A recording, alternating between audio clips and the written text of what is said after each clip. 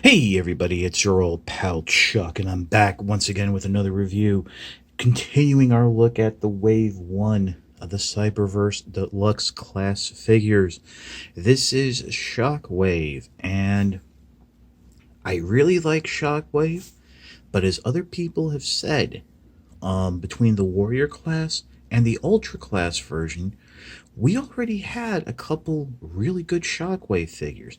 And then there's that Spark Armor, Power of the Spark version.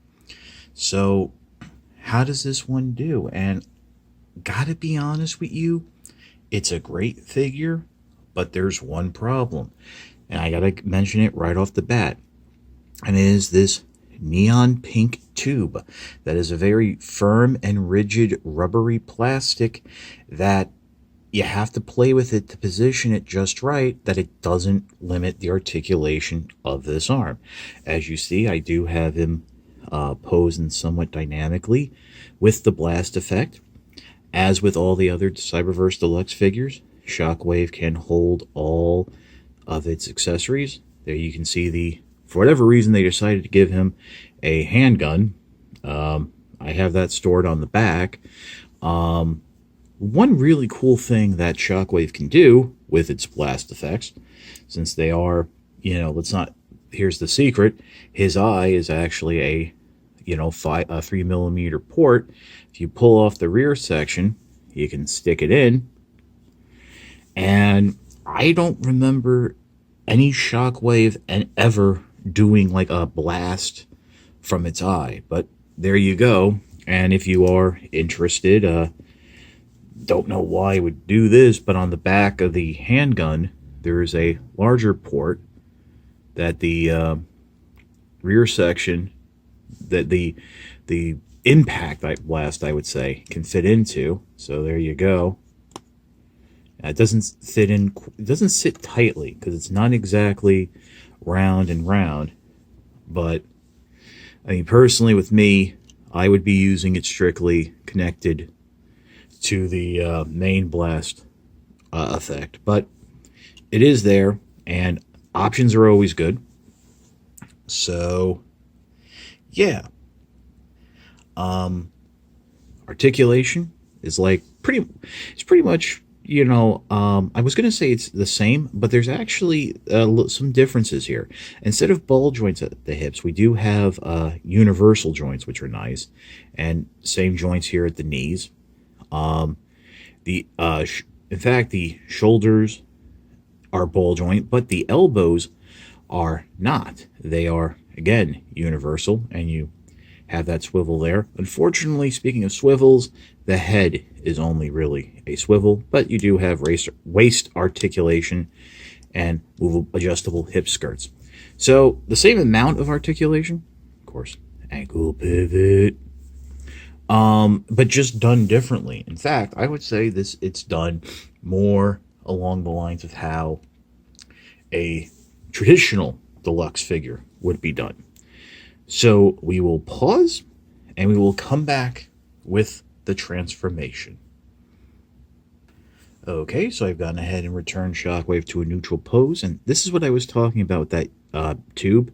I'm trying to straighten the arm out and it just doesn't work. But what you want to go ahead and do is remove the cannon anyway. And yes, Shockwave does have an extra hand.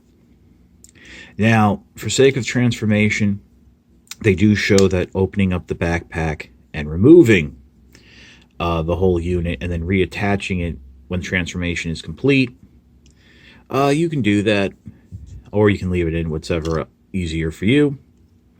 So the first step is bringing up these forearm pads the hands are attached to, flipping out what will be the spider crawler feet, folding the hands up all the way, and closing it up.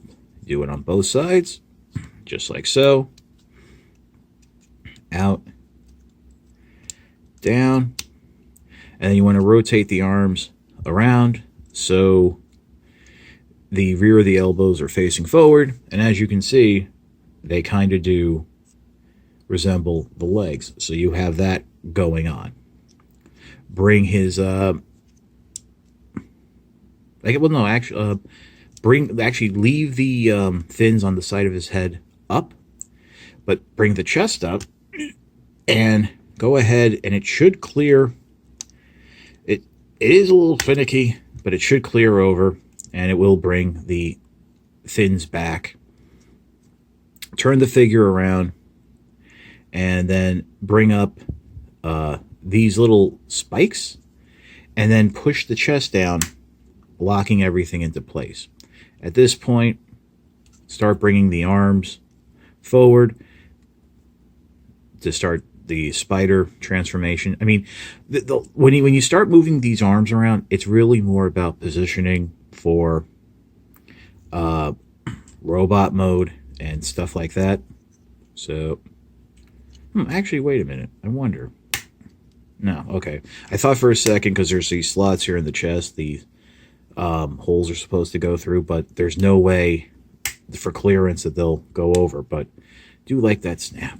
But okay, so you have those like that. Next, what you want to do is rotate the waist around, just like so. Bend the knees down. Spread the legs out, just like that. And basically, you're just about done. Next, what you want to do is come back in, get this down. And this is always a little tricky in terms of repositioning the gun, but there is a peg here on the back that will peg into. It will sit further back. So just bring this in.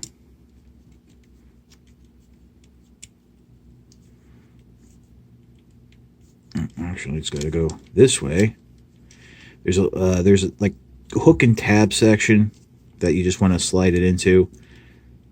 Just getting it in. There's like a ridge tab that's supposed to face up. Now, as you can see, the way this is bent, it's not going to work. But what's nice is the hose can detach from the blaster, so then you can work things around in a more reasonable manner.